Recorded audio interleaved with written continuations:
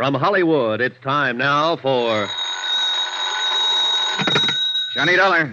This is Pauline Morris at Victor Turner's office, Continental Adjustment Bureau. Oh, hi, Pauline. How are you? Just fine, thank you.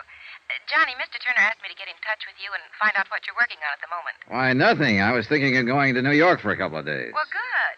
Would you be interested in handling a case for us while you're there? Oh, Pauline, I'm going to New York on a vacation. Well, this shouldn't take too much time, and Johnny, it's really one of our most important accounts. Well, how much commission can I figure on? Do you want the truth? Sure.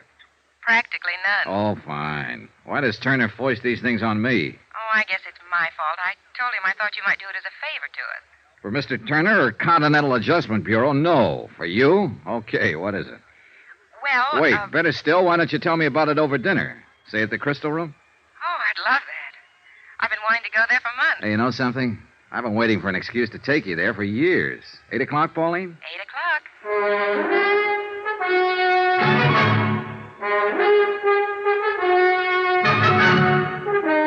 Tonight and every weekday night, Bob Bailey in the transcribed adventures of the man with the action-packed expense account, America's fabulous freelance insurance investigator. Yours truly, Johnny Dollar.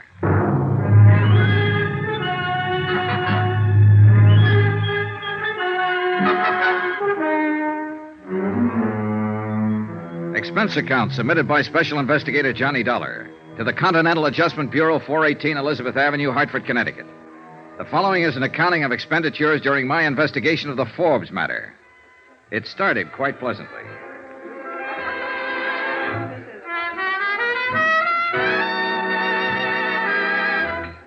Oh, no, Johnny, let's go back to the table and eat. I'm tired of dancing. Yeah, but once you sit down, you'll start talking business again. Well, of course I will. I do have a job to keep. Okay. Frustrating girl. Besides, the sooner you clear up this case, the longer you'll have for a vacation in New York. I said okay. There you are, sit down. Thank you.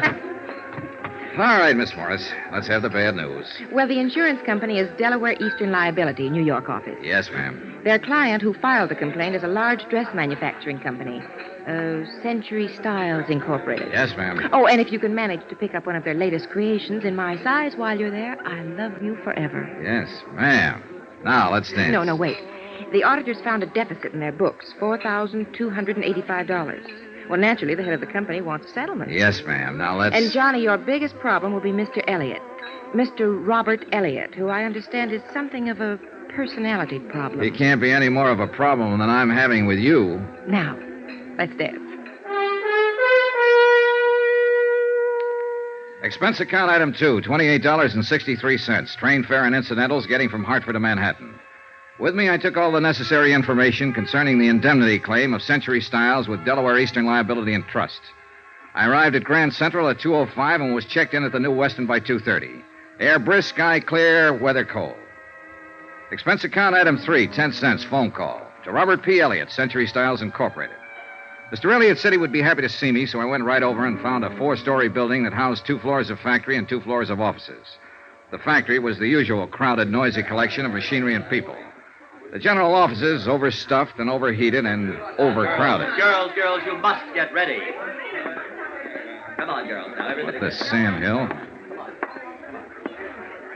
Jenny, you'll just have to reduce. How can we fit you when the pins keep popping out? Pardon me. I'm looking for Mr. Elliott. You are? True. Well, I'm Robert Elliott. Oh, you must be Mr. Dollar. That's right. Stand by, Jenny, sweet. Please, these pins. We all suffer for our art child. Now, bear up. I'll deliver you soon. This way, Mr. Dollar, to a quiet corner.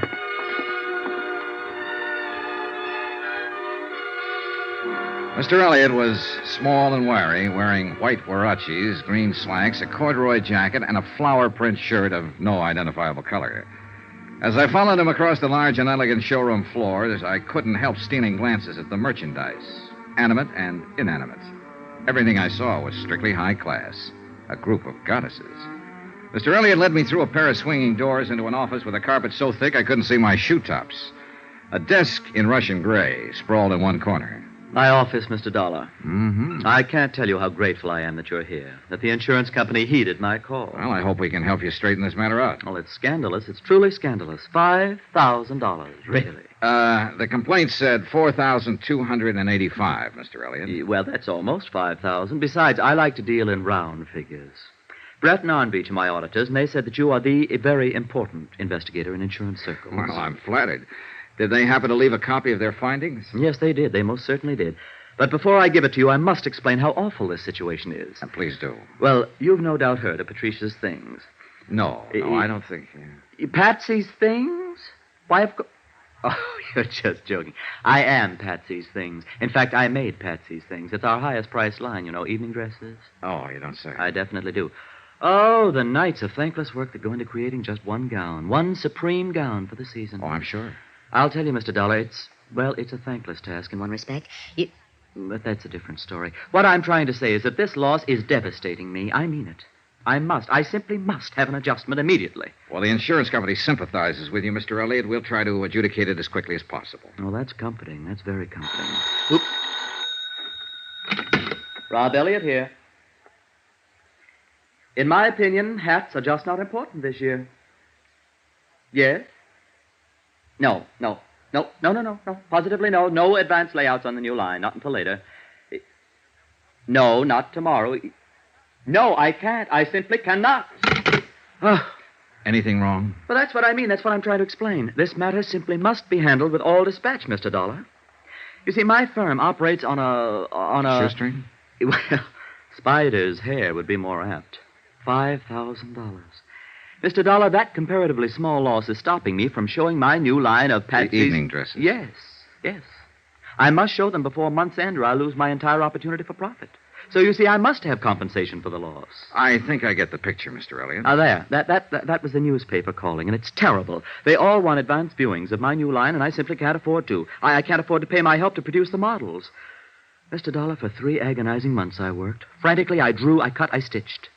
And not one warp or woof of my creation can be exhibited, unless this matter's settled. Then suppose we get down to business. Well, the business is that some ruthless brigand pussyfooted off with my company's money. Well, do you have any idea? I don't have... No, not so much as a footprint or a strand of hair. And, Mr. Dollar, if you don't find out who it was and return my money, I'll be cremated. Professionally cremated, that is. Why, I might even have to join the Foreign Legion. Well, don't worry, Mr. Elliott. If your loss is verified, and apparently a reputable auditing firm has already done that, I can assure you that the insurance company will reimburse that loss in the time it takes to get a check made out and in the mail. Oh, good. I'll be forever grateful. Well, while you're in this mood, would you mind me having a little closer rundown on what happened? Well, the auditors simply uncovered a shortage, that's all. I know that much, Mr. Elliott. May I see their report? Yes, of course. There. Isn't that binder an atrocious green? Well, if you say so. I'd like to keep this, Mr. Elliott, to verify my report. Of course, Mr. Dollar. Anything at all. Just save me. I left Mr. Elliott in a fainting condition, went back to my hotel, and studied the auditor's report. The obvious conclusion after an hour's reading was that the funds had been embezzled by someone in the bookkeeping department. A series of crude erasures and bad fumblings indicated that whoever had done it had been something less than expert. In fact, he or she had been almost idiotic. The next morning, I confirmed my own findings with Mr. Brett at the auditor's office. We uncovered the loss 2 days ago and advised Mr. Elliott to contact his insurance company first. Sure. Dollar, any reservations on your part? No, Elliott's got a legitimate loss here. I'm sending in my report today. He should be compensated in another 2 days. He'll be relieved to know about that. I know. I met him. Well, what's your next step? Well, we'll pay off Elliott so he won't have heart failure. But, of course, we'll try to make recovery. I noticed the losses were in book series F6 through G10. Yes. Did you talk to personnel over there at his place? Mm-hmm. A fellow by the name of Forbes handled that series for them. In the accounting office, of course. Oh, yes. Been with Century Styles for 5 years. Where is he now? He's still there. Huh? Mm-hmm. I thought it was kind of funny, too. A fellow pulling a crude job like this and not trying to run out. No, he's still working for them. Well, maybe he isn't the one at that. Forbes was in charge of those books. I don't see how it could possibly be anyone else. No, neither do I, Mr. Brett. May I use your phone? Oh, sure. Help yourself. I noticed all the money was stolen in the last 4 weeks. Yes. You'd think he'd at least have strung it out. Greedy, I guess. Yeah, I guess so. Hello. District Attorney's office, please. My name's Dollar. I want to talk to someone about a warrant. Embezzling funds, grand theft.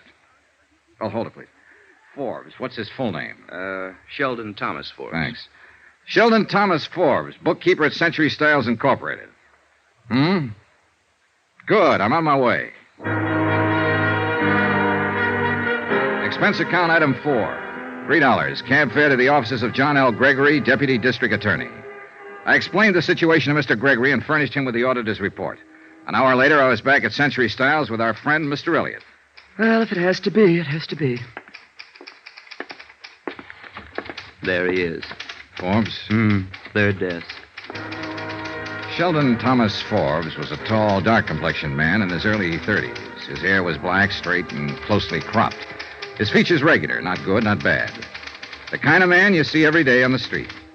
Somehow, the kind of man I hadn't expected would swipe $5,000. Oh, Mr. Forbes? Yes? This gentleman would like to see you. I feel like Brutus. Oh, why don't you run along, Mr. Elliott? I'll handle it from here. Oh, thank you. Hello? Sheldon Forbes? Yes. My name's Dollar, Continental Adjustment Bureau. We represent Delaware Mutual Liability. They cover this firm for losses by theft and fire. Uh-huh. 2 days ago, the auditing firm of Brett and Arn Beach located a loss of almost $5,000 here. Naturally, the matter came to our attention. I'd like to talk to you about it. Why me? There's every indication that the losses occurred in the particular accounts you've been handling. Uh-huh. You do handle books F6 through G10? Yes? Will you step over here a minute, please? Sure.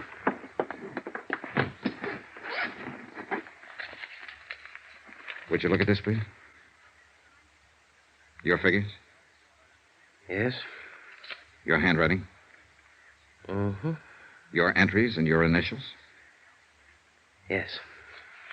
Well, what do you have to say? Nothing. Look, you know why I'm talking to you, why I came to you first. Yes? Still nothing to say? Nothing. Well, aren't you being a little silly? Why? I stole the money. You've proved it. What am I supposed to say? You admit it. How can I deny it? Okay, we've got that much covered. Well, look, my company's interested in recovery of $4,285. Do you understand? I think so. Oh, now, Forbes, come to your senses. What do you want to do? Go to jail, or do you want to give the money back? Oh, that's funny. Well, no, I don't think it's funny. I doubt if you will. I've got 16 cents in my pocket. Will that help? Where's the money? I haven't got it, Mr. Dollar. You'll have to take me to jail. Shall we go? Okay.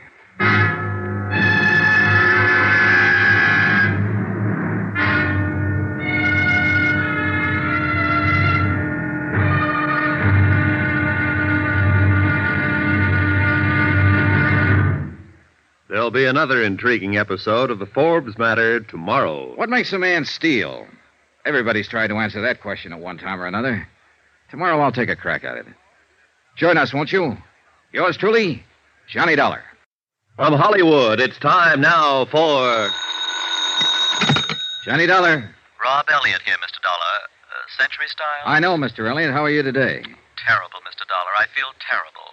I'm calling from the district attorney's office. You there about Sheldon Forbes? Yes, I had no idea I'd have to act. They want me to sign a complaint. Well, that's pretty usual, Mr. Elliott. Forbes admitted taking the money from your firm. He's guilty as charged. You're the injured party. They want to get on with the prosecution. Oh, dear. So you do whatever they say, Mr. Elliott. Well, will it affect my payment at all? Payment of the claim? No, not a bit. Your check's on the way to you right now. Oh, that's a relief. Now, how about you? Are you going back to Hartford? Should I thank you now? You can thank me, but I'm not going back. What? My job's just beginning. I have to recover the money for the insurance company.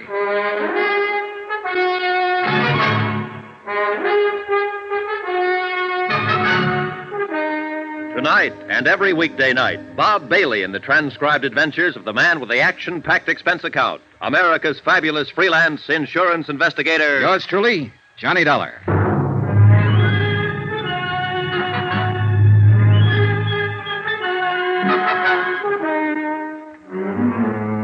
Expense account submitted by Special Investigator Johnny Dollar to the Continental Adjustment Bureau, 418 Elizabeth Avenue, Hartford, Connecticut.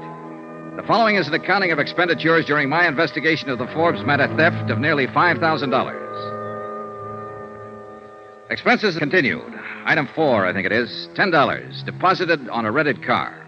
First stop, Central Division Headquarters, where I was informed that Sheldon Thomas Forbes had been formally arraigned and was being held in the city jail. Second stop, an address on 56th Street. Second floor next to a dental laboratory. And on the door it said Edward Gumby, attorney at law. And below it said, walk in. So I did. Hello out there. Mr. Gumby? Yes, sir. Come on in. It's warmer in here. Edward Gumby was standing in front of a gas heater in the inner office, which consisted of nothing more than a telephone, a desk, and a dozen law books.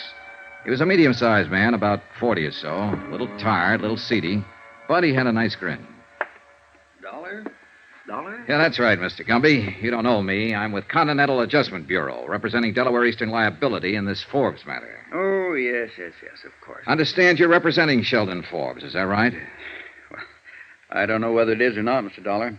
I happened to be in magistrate's court this morning when Forbes was arraigned. I took him on because he didn't have counsel and the court appointed me. I don't know whether he took me on or not. Sit down. Oh, thanks.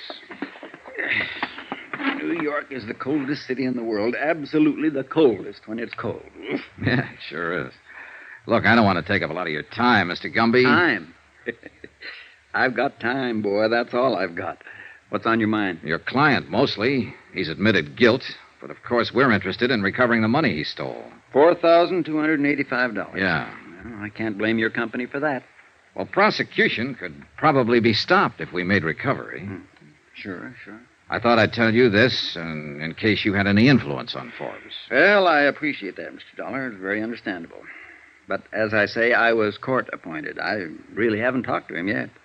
So I'll have to confess I don't have any influence with him at all yet.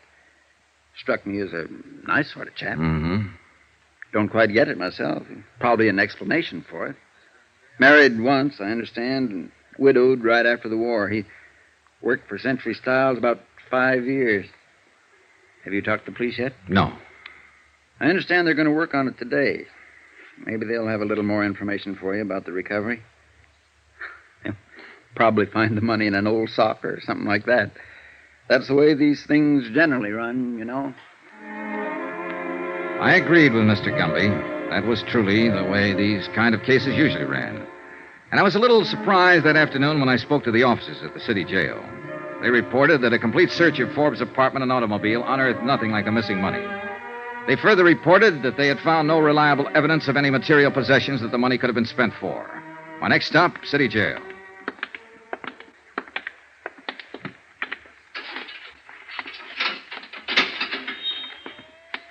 He won't tell you anything. Kept his trap shut all the time he's been in here. As far as we've been able to find out, no previous record, no background. We're checking his prints with Washington. I don't know about this one. You know, he acts cop-wise. Know what I mean? Won't give a police officer the time of day. That means he could have been in before. On the other hand, it could mean he's just scared. That, too. Well...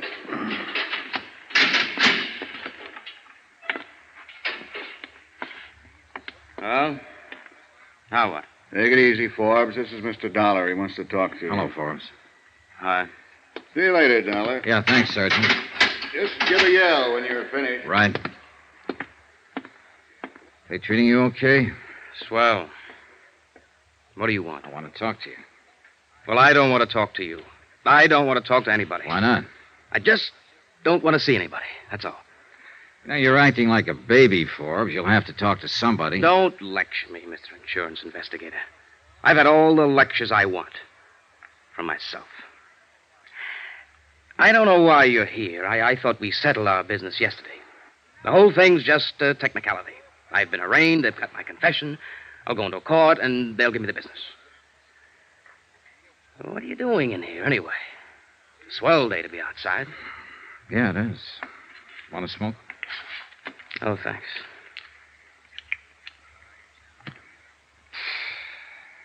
Well, why are you here? To help you out of this mess, if you'll let me. That's funny. Not a bit. Why should you want to help me? Well, it's not because I have any use for you, mister. You're nothing to me but a guy who stole a pile of money. My job is to get it back. $4,285. Oh, that's... Yes, that. Now, how about it, Forbes? Isn't it enough that I'm in jail? That I'll go to prison? That's enough for the police, but not for my insurance company. Oh, it's too bad about your insurance company. No, it's too bad about you. You're being foolish. A whole or partial recovery can have a great deal to do with what happens to you from now on. 3 years is the minimum sentence, 12 years maximum. Now, is it worth it?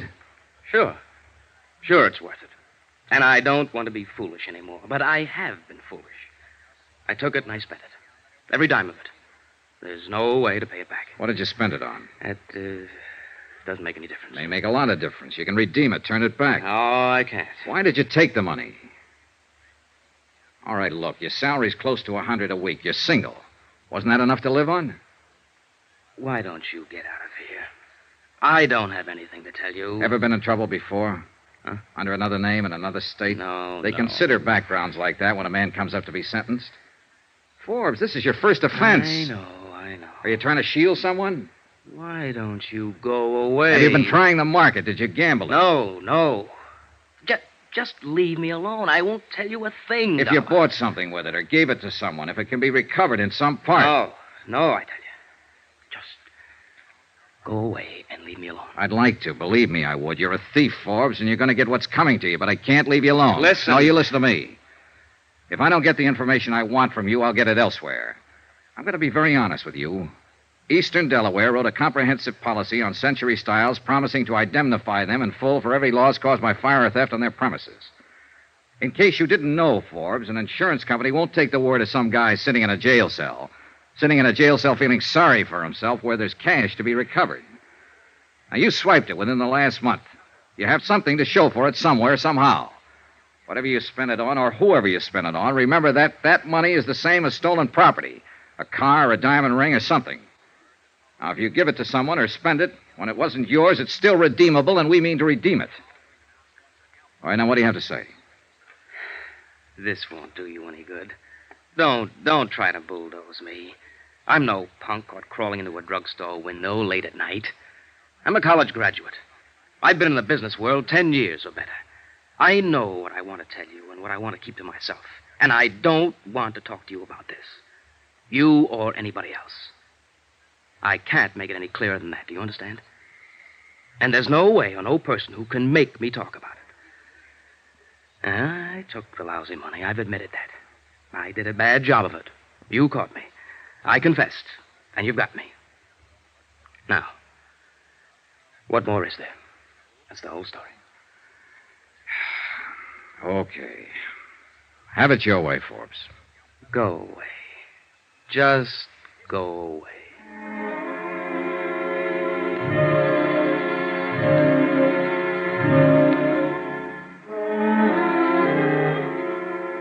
On my way out, I saw his attorney, Edward Gumby, on his way in to see Forbes.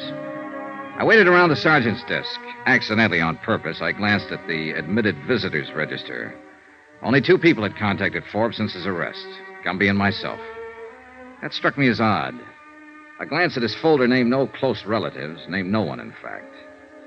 I was thinking about that when Gumby came out from his visit. Gumby looked worn out.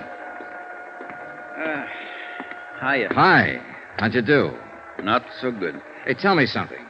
He asked you to contact a girl or anyone? Nope. I don't think he has a girl. I don't think he has anybody. You want some coffee? Yeah, good idea. We slushed across the street and found a diner. Expense account item 5, 42 cents. Coffee and sinkers for Ed Gumby and myself. I think you're going to strike out, Dollar. I already have. And I think I have, too. Huh? You know what I've been talking to him about in there all this time? The same thing as you, restitution. But he won't open his mouth about it. He did say one thing, though. He wants me to waive a jury trial and go up for sentencing. What? Yeah. Plead guilty and take it. He's sure to get at least 3 years. What can I do? Yeah. Got any ideas? Well, I've got a lot of ideas, Dollar, and all of them make me sick inside. That boy's not a criminal. He took that money because he was desperate about something. You know that from the awkward way he took it. He spent it on something, and he won't talk about it. But now he's about to ruin his whole life, in spite of what you or I or anybody else tries to do for him. All he has to do is give back the money or promise restitution or call up a friend and borrow it. With his clean background, the court would listen to a mercy plea. You told him all this? I told him. I told him and you told him, and what does he do? He waives his right. I tell you, I'm going to hate to file this waiver, but I've got to do it. Yeah, I know how you feel.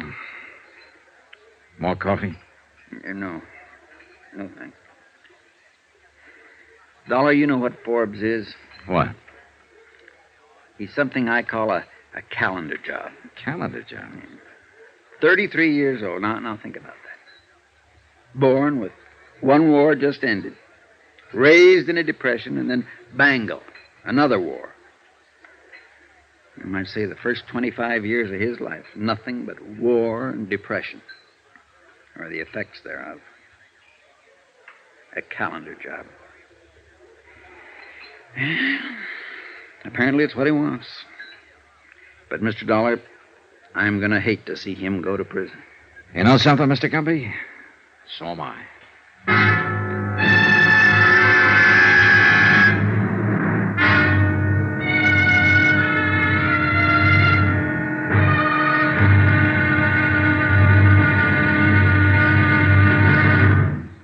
There'll be another intriguing episode in our story of the Forbes matter tomorrow. Tomorrow, a sudden twist in the case that throws all the usual theories right out the window. The unexpected. Join us, won't you? Yours truly, Johnny Dollar. From Hollywood, it's time now for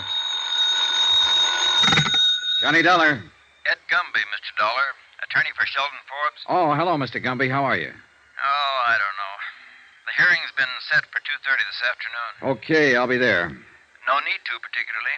As I told you yesterday, he requested me to waive trial and plead guilty. Well, won't he be sentenced today? No, this is just a preliminary hearing. He'll probably be sentenced before the week's out, though. The court will simply consider the waiver and inform him of his rights today. Oh. Anything I can do? No, I don't think so. I'm going to try to talk to him again and get him to reconsider the waiver. I doubt if I'll have much luck, but I'll try. All he has to do is return the money he stole. Well, buck up, Mr. Gumby. If he won't return it, maybe someone else will. What do you mean? I'm going to try and find out what he did with it. My company wants it back, sure. But we also want Forbes to have a fair chance. You're pretty decent, Mr. Dollar. Thanks.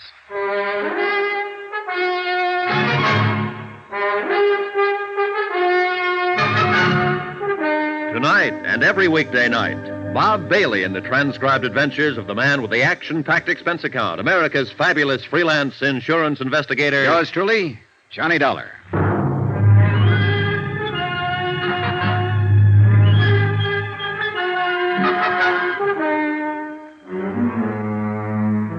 Expense account submitted by Special Investigator Johnny Dollar to the Continental Adjustment Bureau, 418 Elizabeth Avenue, Hartford, Connecticut.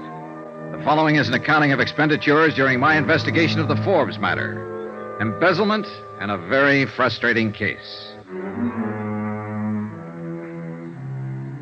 Expense account continued. Item 6, $3.50, lunch. For myself and a Mr. Arnold Haven, head of the accounting department for Century Styles Incorporated. Mr. Haven, a tall, balding man in a dark suit, had ulcers. His poached egg and dry toast didn't interest him too much. What's going to happen to Forbes? Oh, I don't know, Mr. Haven. That depends on several things. Right now, I have to tell you that it looks like he'll go to prison. Worse than that, it looks like he wants to go to prison. He's waived trial.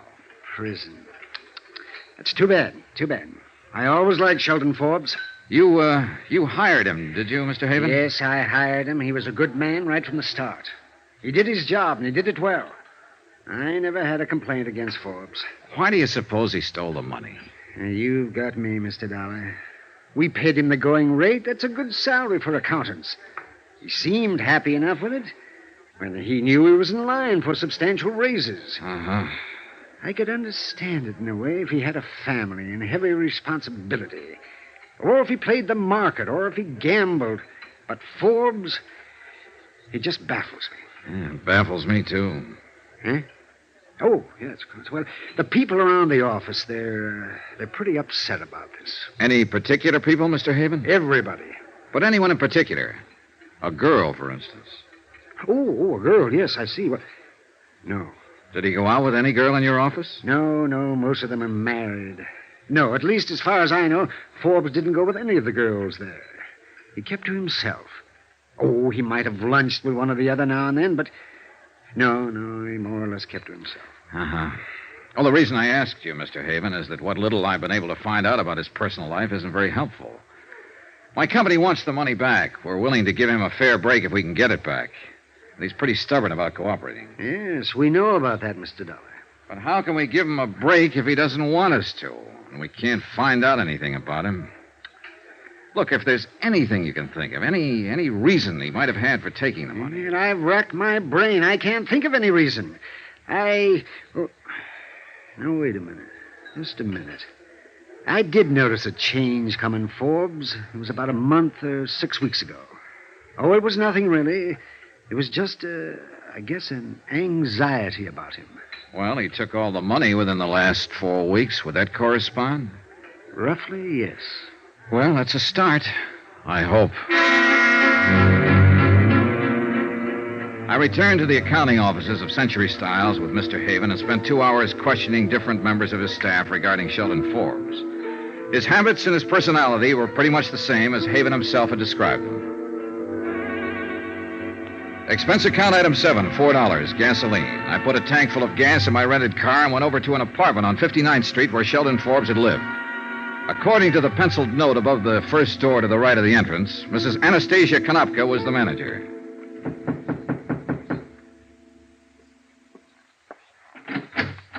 Yes, what is, please? You're Mrs. Konopka? Yes. What do you want, mister? I understand Mr. Sheldon Forbes lives here. Is that right? Oh, yes. Bad. I hear he steals monies. Bad. He not in jail, I think. Yes, I know about that, Mrs. Konopka. I'm from the insurance company, and we're involved in this case. We're trying to recover some of that money if we can. I wonder if you'd help me. I fixed dinner for my husband. He's come home from work. It won't take long. What I do? Well, I want to know about Sheldon Forbes. What? The works, Mrs. Konopka.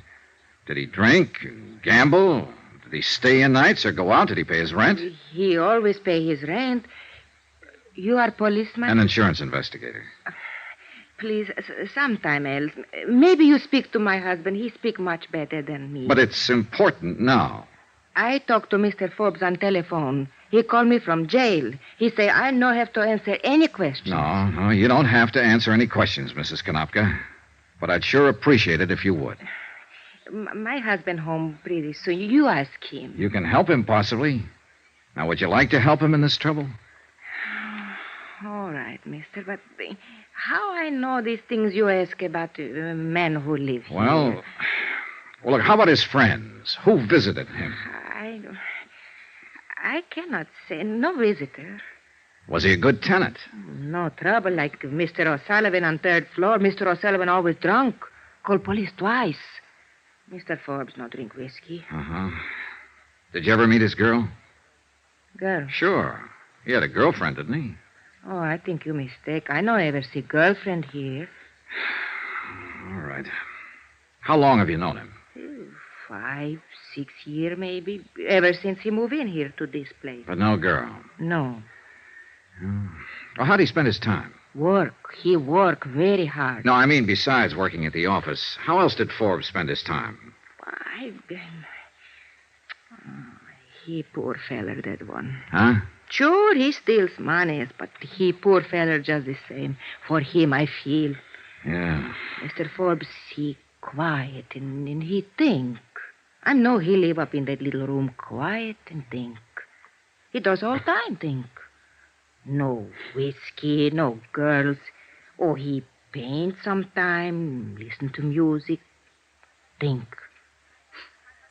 Oh, my husband didn't burn. Please, you go Well, now. just a minute. I'd like to see his apartment if I can. Oh, no matter. Here. You bring back key, please. Sure. Thank you, Mrs. Konopka. The apartment Sheldon Forbes called home was as dismal as the neighborhood. A tiny closet kitchen, a bed that came out of the wall, a pair of grimy windows that looked across the court onto another pair of equally grimy windows. The furniture was threadbare and dusty. A small ironing board and iron attested to the fact that Sheldon Forbes laundered his own shirts. Other small evidences of frugality were about the premises. A hot plate and a can of souring cream. 2 suits of clothes, neatly brushed and pressed, but inexpensive. The record player and a collection of a half a dozen good albums were the only sign of material accomplishment. The painting materials, easel, canvas, and oils were also inexpensive. No liquor, no jewelry, no expensive clothes. Nothing that cost $4,285 or anything like it.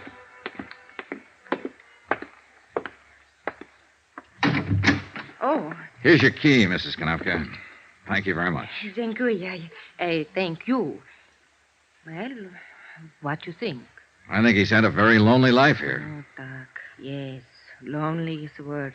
Lonely. Oh, wait, has he got a car? In back, through alley. Thanks.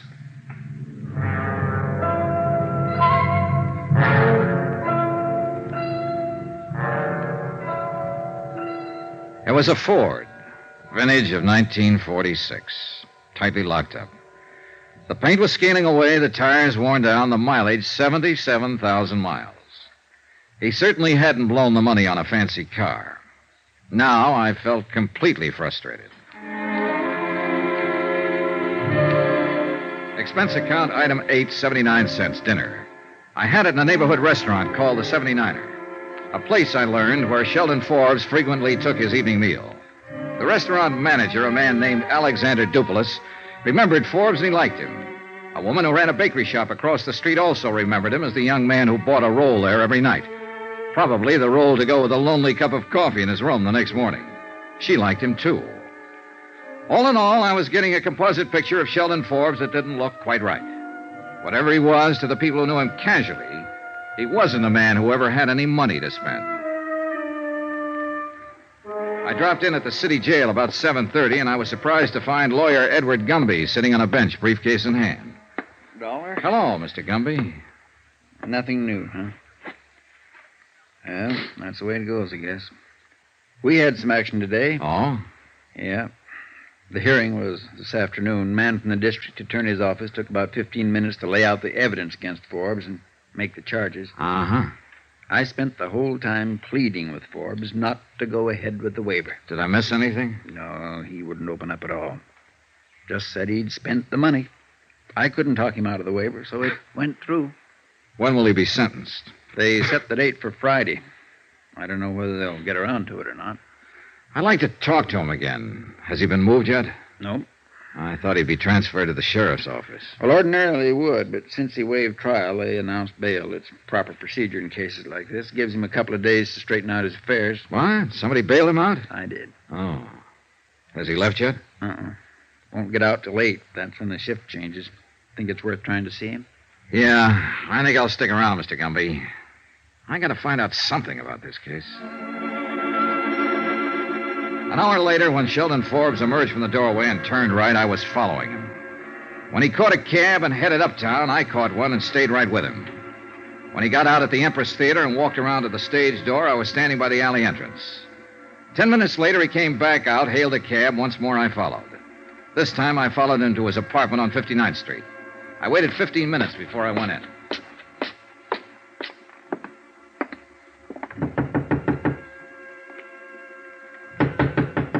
Forbes? Forbes? Hey, Forbes, it's me, Johnny Dollar. I want to talk to you.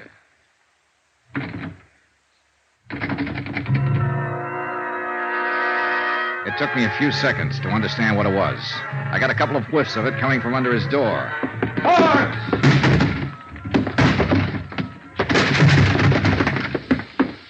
The room was acrid, stinging with gas fumes, and Sheldon Forbes was stretched down on the floor of his 6-foot kitchen.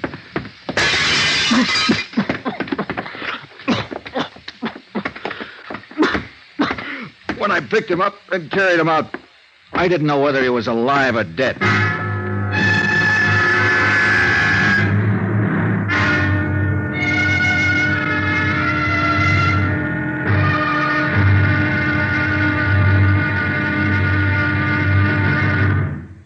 There'll be another intriguing episode in our story of the Forbes matter tomorrow. Tomorrow, a switch in the case that starts a real chase and a race against time.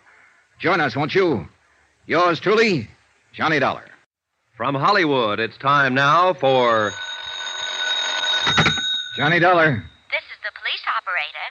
Are you the party who called for an ambulance? Yes, didn't you get it? It's on the way, sir. I'm calling to verify the circumstances. Attempted suicide by gas. Yes, sir, we have that. The victim's name? Sheldon Forbes, Forbes. Forbes? And your connection, sir? Relative, perhaps? No relation. Insurance investigator. I just found him. Will you please remain there until the officers arrive? Are you kidding? I asked you, but... Oh, well, thank you very much.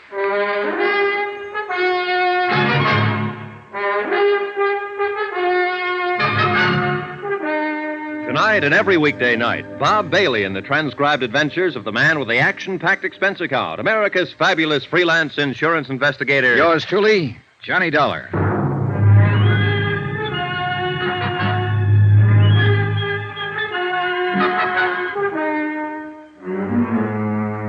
Expense account submitted by Special Investigator Johnny Dollar to the Continental Adjustment Bureau, 418 Elizabeth Avenue, Hartford, Connecticut.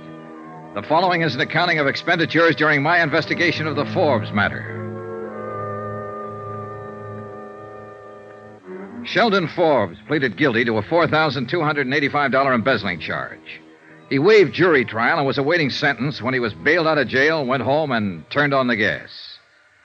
30 seconds after I dragged him from the apartment, I called the police emergency squad. In a matter of minutes, they arrived, and a couple of interns were working on Forbes with a pulmotor in that dingy, dirty, badly lighted hallway. There was no telling how much gas Forbes had breathed in, or for how long a period after he went into his apartment the gas jet had been open. Hand me that hypo, Al. Thanks. Swab. Okay. He alive? Barely. You the fellow found him, mister? Yeah. Hard to say what can happen on these kind. That shot I just gave him should produce some reaction.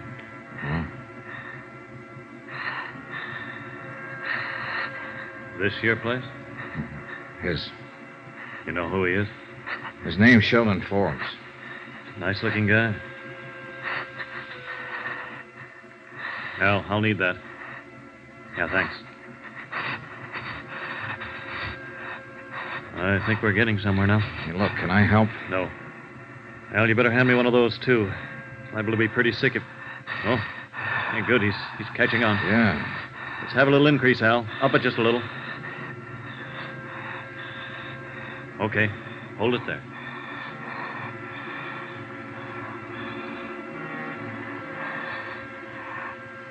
The intern and his assistant worked quietly and methodically. There was nothing I could do but stand and watch.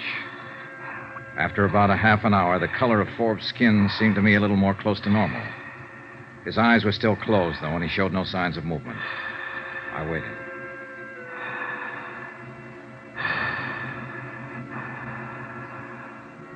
Okay, Al. You can kill the pulmotor. Getting some pulse now. Respiration, too. Will he make it? It depends, mister. If he has any kind of heart condition, it'll be tough. We can tell more when we get him into a hospital. Nothing more we can do for him here. Okay, Al. Have the boys load him up. Let's get out of here.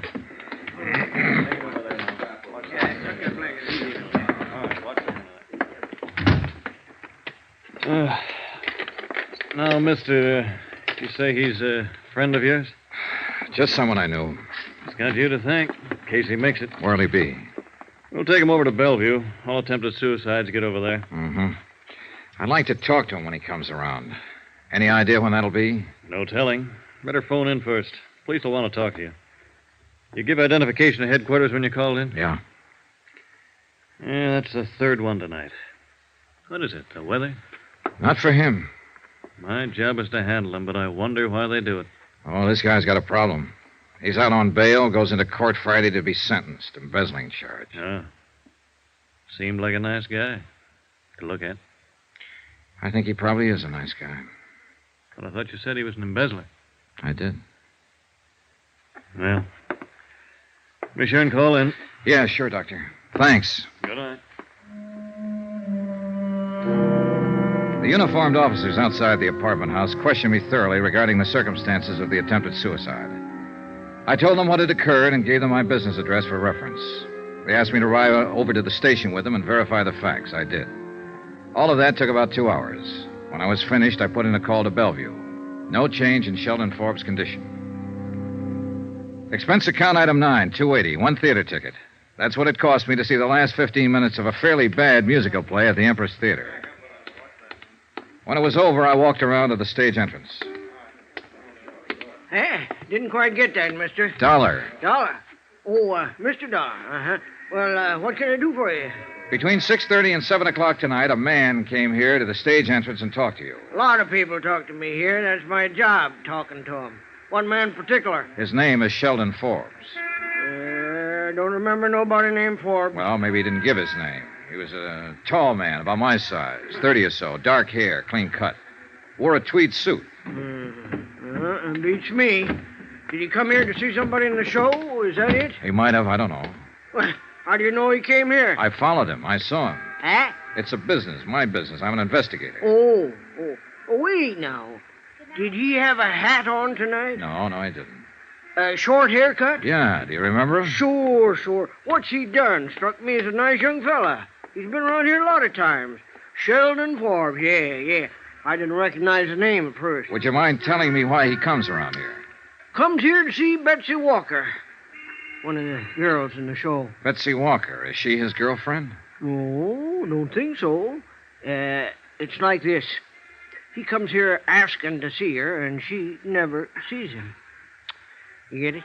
Yeah, I suppose so. Well, who is she? Oh, she sings here. Dances a little. Pretty girl. Have you ever seen her with Forbes?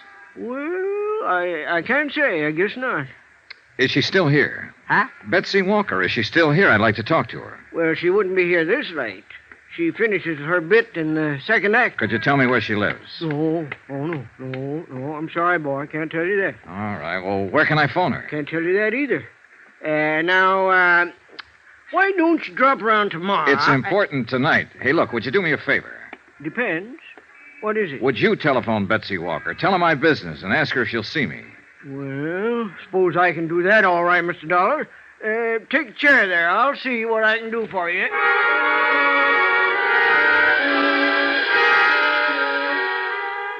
The doorman did all right. Expense account item 10, $2.65, cab fare. I gave up my rented car and had the cab driver find the address Betty Walker had given.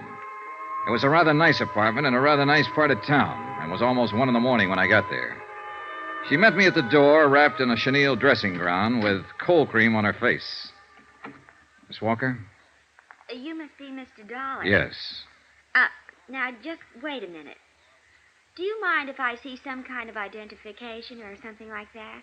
Oh, no. There you are. Hartford, Connecticut. Oh, you'd be surprised at some of the things some men will try. Come in, please. Thank you. I didn't quite understand Frank on the telephone. Frank? Oh, the doorman at the theater. Yes. I didn't know quite what to make of it. Goodness, are you really an insurance detective? Yes, and I'd appreciate you letting me see you tonight, Miss Walker.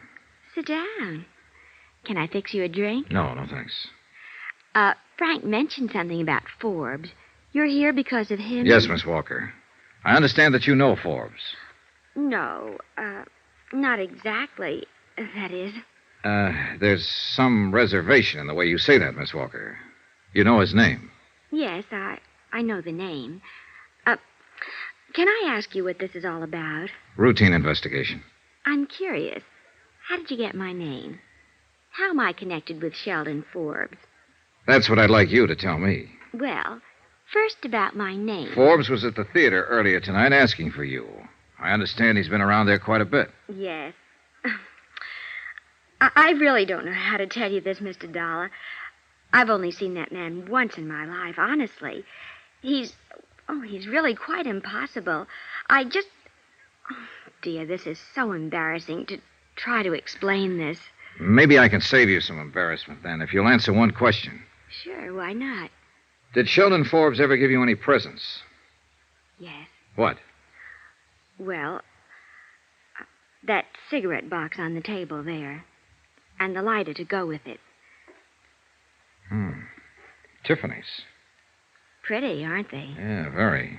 Also expensive. What else? Well, let me think. Oh, no, that wasn't from him. Oh, that was the lamp over there. Mm-hmm. And a fur stole. May I see it? I'm afraid I gave that away. You did? I gave it to my kid sister who was visiting me last week. I already had one. Oh, I see. What else did he give you? I think that's about it. Except for orchids that used to come every night. A dozen orchids every night for the last month. You only saw him once, and he gave you all these gifts? Dear, I know how that must sound.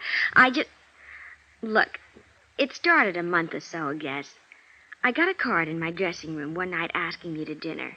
It was signed Sheldon Forbes. So? Well, I'd never heard of anybody named Sheldon Forbes, and I just tore the card up. But every night after that, I kept getting orchids and the card. And then the gifts started to come. The cigarette box first. That's when I saw him. Uh-huh. I didn't even dine with him, Mr. Dollar. We had one drink, and I told him I had a headache. I see. But the gifts still kept coming. Flowers, invitations. I ignored them. I tried to send the things back, and I didn't know where to send them. Some I gave away, and some I've kept. I didn't want his gifts. He was nice, but I just didn't want anything to do with him.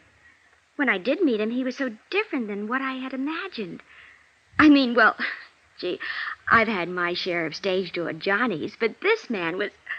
Well, he just couldn't say a word without stumbling. He had no poise, no sophistication, nothing.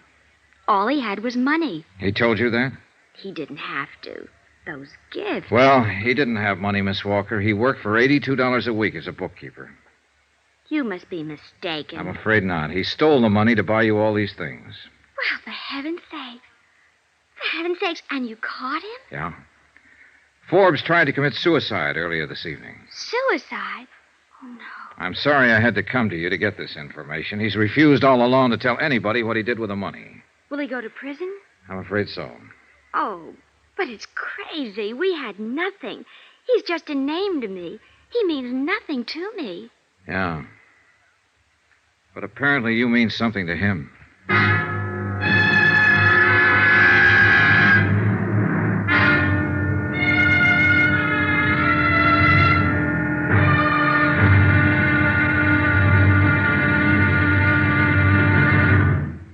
There'll be another intriguing episode in our story of the Forbes matter tomorrow. Tomorrow, proof that $4,285 worth of unrequited love can spell 3 years of prison.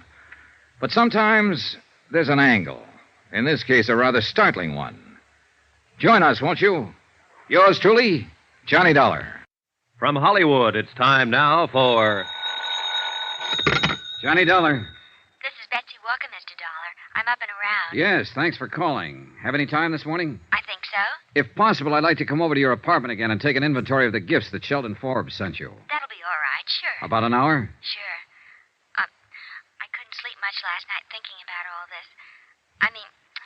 He stole that money because of me. You mustn't feel that way, Miss Walker. He knew what he was doing. You had no part in the theft.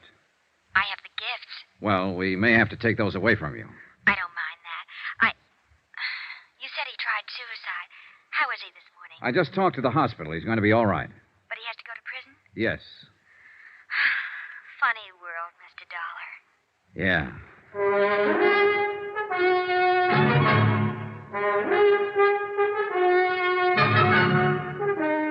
Tonight and every weekday night, Bob Bailey in the transcribed adventures of the man with the action-packed expense account, America's fabulous freelance insurance investigator. Yours truly, Johnny Dollar.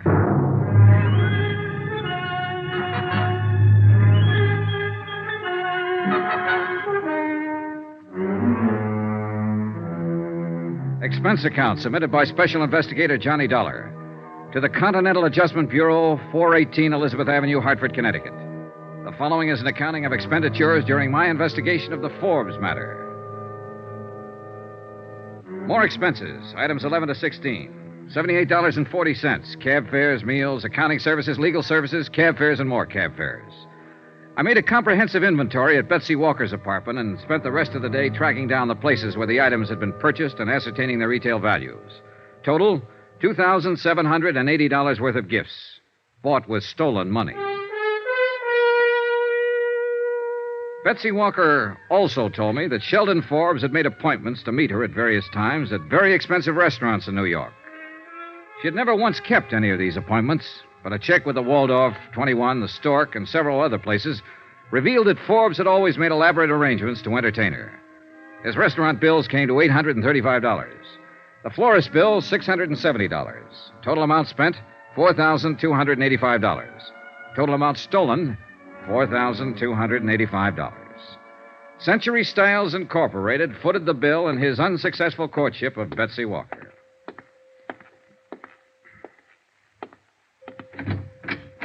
Hello.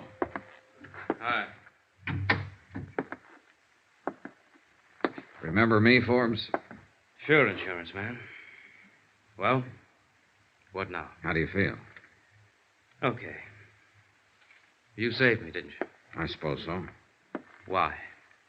Same reason you'd save a man who was dying. You know what I've been doing? What? Answering the questions you wouldn't answer. I met Betsy Walker. What? My job, Forbes. I had to. How did you know about her? I followed you night before last. When you got out on bail, I saw you go to the theater. Listen, you had no right to go to her. You have no right to involve her in any of this. Why didn't you think of that a month or so ago? It's the company's money you've been spending on her. I had every right, as unpleasant as it is. I suppose she knows all about me now. That's right, all. Boy, I sure must look like the prize sucker of all time. Must have handed her a laugh. She didn't think it was one bit funny. And, Forbes, I don't think it's funny either. Then what are you standing here for? Lording it over me? I'm not doing that at all. I'm just here to let you know how things are at the moment. All right. How are things? Well, first off, we took back all the gifts you gave her. Dirty skunk. Don't get mad at me, Forbes. Get mad at yourself. I didn't steal the money and try to impress her. You did. Why didn't you leave it alone? What difference does the money make to you? Nothing to me, but it means something to my insurance company. They still want it back, and they'll get as much back as they can. Swell. Good for them. What do you want now? Your signature. I think I traced most of it down. You want to look this over? Go ahead. Those figures about right? I suppose so. I didn't keep track. Approximately? I suppose so. You're pretty thorough, aren't you? We have to be. Will you sign this?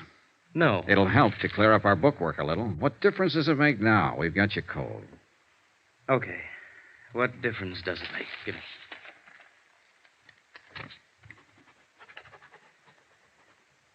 Okay, thanks. That's all it means to you, isn't it? Dollars and cents. Dollars and cents that were stolen, Forbes. Remember that. You wouldn't let me forget it. No, I wouldn't. You did the dumbest thing in the world. You stole nearly $5,000 trying to make an impression on a girl who didn't want to have a thing to do with you. You went about it wrong from top to bottom. You've acted like the great stone face ever since you've been found out. You wouldn't bother telling me about it. I had to go out and find out myself. Off the record, Forbes. What'd you do? See her on the stage one night? No, at the office. Office? Your office? No, not exactly. Ellie was having a showing for some buyers from the West Coast one day a few weeks ago. For those kind of showings, he hires models from the agency. Betsy's listed with one of the agencies. You know, she acts and sings and models. Oh, sure. Well, I happened to be upstairs when the showing was going on. There were a lot of publicity people there taking pictures and so on. And I saw her. She was wearing a black dress, and her hair was soft. She's got a smile like all the sun risings. Sounds silly? Not at all. It's just that I never in all my life saw anyone like her before. Yeah. I don't know how it is with other guys, but she was for me from then on. I couldn't get her out of my mind. I found out her name, and then I found out she worked in that show at the Empress Theater. Yeah? All I had was her name. I didn't know how to go about meeting her. I just didn't know. You figured a little money might attract her to you. I've heard that's the best way to do it. It's one way. Not the best way, kid. Probably not. The best way I could think of. What did you think about taking the money? I thought I'd be able to stick it back. Well, I guess I really didn't think much beyond just meeting her. Having her look at me the way I wanted her to look at me. What? It was the wrong way to go about it, sure. But then did you ever think of my alternative? I'd thought of it. I pictured myself knocking on her door one night, and I could see her answering it. "I'm Shelley Forbes, Betsy," I'd say. "Clothes don't make the man," I'd say, while she sort of took in my tweed suit and the only coat I've got to my name. "Listen," I'd say, "I got an 8x10 apartment over on 59th Street. The halls always smell like cabbage, but I'm a heck of a fine guy. And I drive a 1946 Ford that misses a little, but it's good enough for us." And then I'd say, "Why don't you toss on your mink, and we'll go over to my dump, and we'll have a bottle of beer, and I'll tell you how much I love you. How about that?" Some alternative, huh? She makes more money in an hour than I make in a week. I couldn't even afford to keep her in cigarettes. Lord, I wanted her like nothing in my whole life. She might have taken you up on it, Forbes, if you'd put it that way. Yeah? What makes you think so? She wasn't impressed by any money or any gifts. More than that, I met her. She's a pretty nice girl. Yeah. Up until the time I talked with Sheldon Forbes in the hospital, I'd always had my doubts about love happening at first sight. After my talk with him, I was convinced that it could and did happen to him. I was sorry that he didn't know quite how to handle it. I was also wondering, if I'd been in his shoes, would I have done the same thing?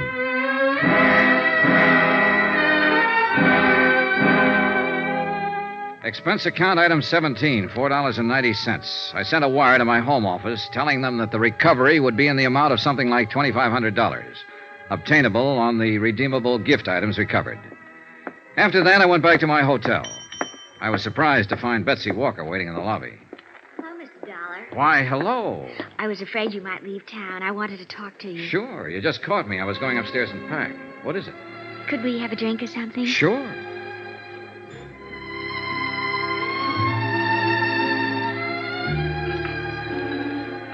Expense account item 18, $2, 2 drinks. For Betsy Walker and myself at the hotel bar. It was midday and there wasn't much action. She sat across from me, ordered an old-fashioned, and asked for a cigarette. Thank you. Sure. What'll happen to him? Forbes? Yes. Oh, he'll be sentenced Monday. They canceled the Friday scheduling because he was in the hospital. He'll go to prison? Yes. Have you seen him since he tried to kill himself? Just left him. I guess he feels awful. Yeah. I told you I haven't been able to sleep thinking about all this. Well, about him, I guess. Mm-hmm. Would he have to go to prison even if all the money was returned? Only half of it's redeemable. The rest, florist bills, restaurants and so on, just gone.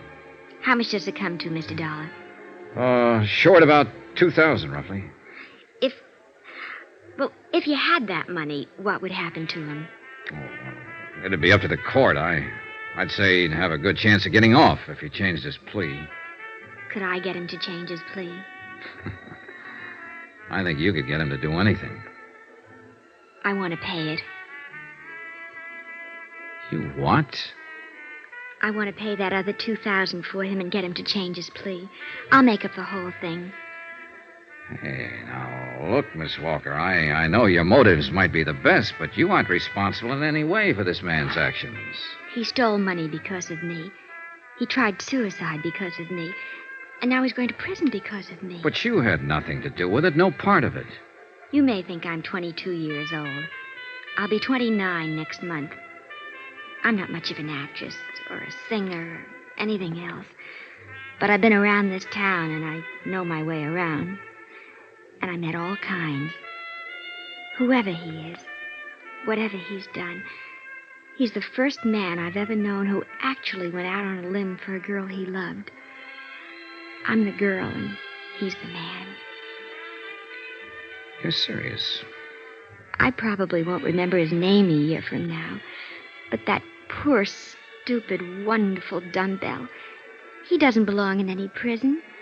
He ought to get married to some nice girl somewhere. I want to help him get out of this trouble. Can I? Betsy? After all, he's given me something. Call it faith in mankind again, if you like.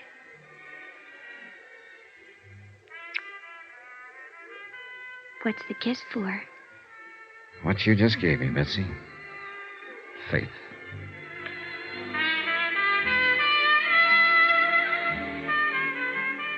Expense account item 19, $48, hotel. Item 20, $37, meals. 21, $15, miscellaneous. 22, same as item 1, $28.63, fare back to Hartford. Total cost of investigation, $363.51. Remarks? She got Forbes to change his plea. She paid back the additional money. He comes to trial next week. He might get a suspended sentence. Yours truly, Johnny Dollar.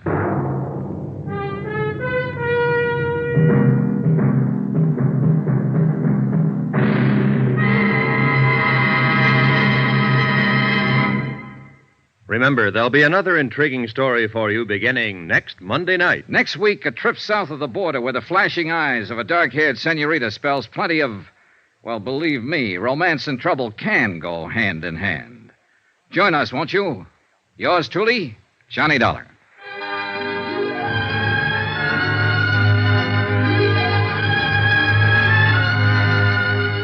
Yours truly, Johnny Dollar, starring Bob Bailey, is transcribed in Hollywood. Written by John Dawson, it is produced and directed by Jack Johnstone. Heard in this week's cast were Lillian Baeff, Sandra Gould, Jack Edwards, Herb Ellis, James McCallion, Parley Bear, John Stevenson, Howard McNair, Bob Bruce, and Junius Matthews. Musical supervision by Amerigo Marino. Be sure to join us on Monday night, same time and station, for another exciting story of yours truly, Johnny Dollar. Roy Rowan speaking.